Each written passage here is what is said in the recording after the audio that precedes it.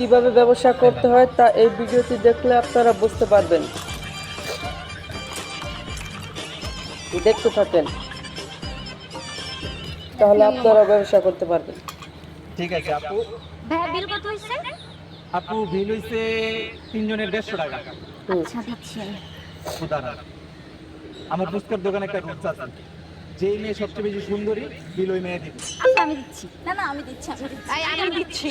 কি বলছো শুনোস নাই যে বেশি সুন্দর বিল সে আপনারা এরকম করবেন। নিজেকে সুন্দর দাবি করতেছো কি মনে হচ্ছে তোমার? এই আমি দিচ্ছি আরে তোরা ঝগড়া করতেছিস কেন? তার ব্যবসায় লাভ হবে। আরে আমি দিচ্ছি।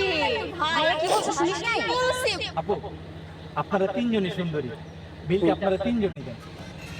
দেখলেন কিভাবে ব্যবসায় লাভ করতে হয়, আপনারাও এরকম করে ব্যবসায় লাভ করতে পারেন।